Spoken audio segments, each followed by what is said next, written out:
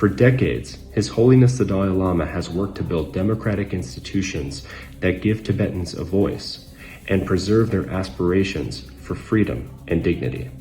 The Central Tibetan Administration is the democratic expression of that vision.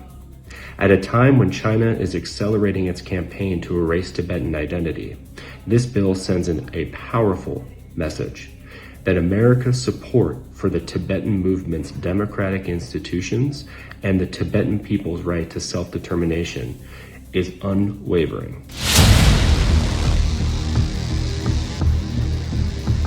नमस्कार, जय हिंद। मैं हूं आयुष और आप देख रहे हैं भारत तक का खास शो मित्र देश के इस विशेष एपिसोड में आज हम उस विषय की गहराई में उतरेंगे जो न केवल एशिया बल्कि पूरी दुनिया की भू राजनीति को बदलने वाला है। दरअसल तारीख थी 23 मई 1951 जब तिब्बत ने दबाव में चीन के साथ 17 सूत्री समझौते पर हस्ताक्षर किए थे।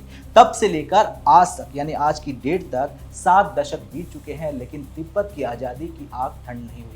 आज 2026 के इस दौर में एक ऐसी घटना हुई है जिसने बीजिंग के great hall of the people में खलबली मचा दी है। दरअसल अमेरिका की सीनेट में पेश हुआ है assure the future of Tibet act यानी AFTA।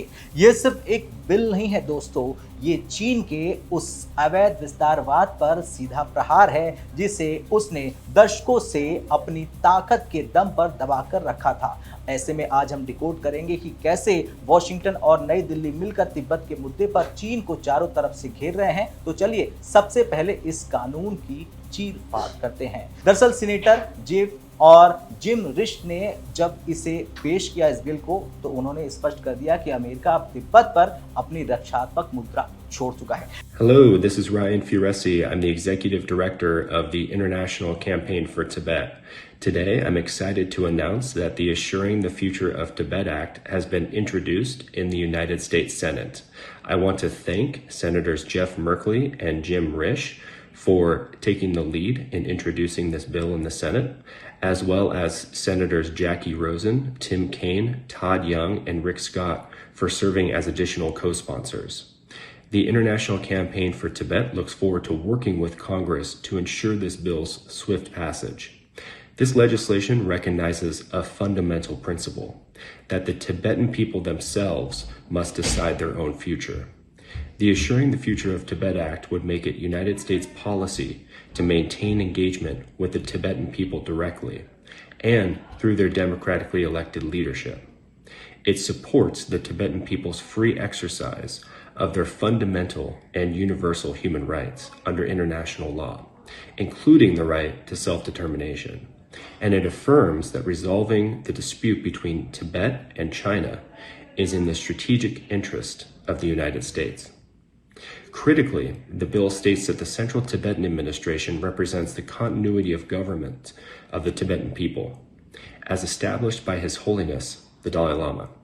It directs the U.S. government to advocate for the CTA to be granted observer status within the United Nations system, as well as other relevant international bodies. And it directs the U.S. government to engage with CTA officials at senior levels. For decades, His Holiness the Dalai Lama has worked to build democratic institutions that give Tibetans a voice and preserve their aspirations for freedom and dignity. The Central Tibetan Administration is the democratic expression of that vision. At a time when China is accelerating its campaign to erase Tibetan identity, this bill sends a powerful message that America's support for the Tibetan movement's democratic institutions and the Tibetan people's right to self-determination is unwavering. ऐसे में चलिए AFTA America का वो कानून जिसने चीन को हिलाया वो है क्या, वो जान लेते हैं। दरअसल इसका पहला पॉइंट है सरकार की निरंतरता।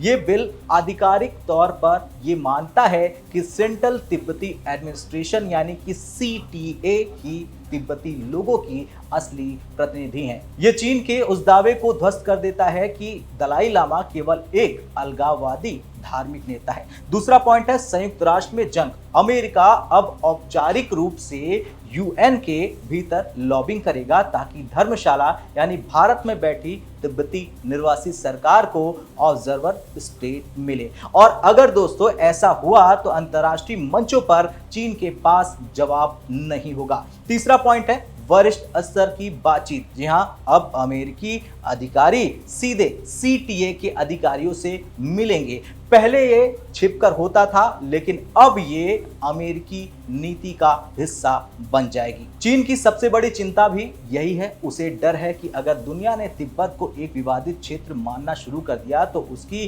वन चाइना पॉलिसी ताश के पत्तों की तरह ढह जाएगी। अब भारत की बात करें तो मनीला की उस बैठक पर जहां भारत के विदेश मंत्री एस जयशंकर और चीनी विदेश मंत्री वांग यी मिले थे, चीन की सरकारी एजेंसी सिन्हुआ ने प्रोपेगेंडा फैलाया कि भारत ने तिब्बत पर चीन का साथ दिया है, लेकिन हकीकत इसके उलट थी। साल 2010 के बाद से भारत ने एक भी संयुक्त बयान में वन चाइना शब्द का जिक्र ही नहीं किया। यह भारत की स्ट्रेटेजिक ऑटोनॉमी है और जयशंकर साहब ने स्पष्ट कर दिया कि जब तक एलएसी यानी बॉर्डर पर शांति नहीं होती, संबंध सामान्य नहीं हो सकते हैं। भारत अब तिब्बत को एक कार्ड की तरह नहीं बल्कि एक न्याय संगत मुद्दे की तरह देख रहा है। अगर चीन लद्दाख को विवादित बताता है तो भारत के पास भी तिब्बत की स्वायत्तता का मुद्दा उठाने का पूरा अधिकार है। कूटनीति जब काम नहीं करती तो चीन दादागिरी पर उतर आता है। माउंट एवरेस्ट के पास प्लेटो ड्रोन R&D सेंटर का खुलना कोई मामूली घटना नहीं है। ऐसे में चलिए जानते हैं माउंट एवरेस्ट पर चीन का ड्रोन जाल आखिर है क्या।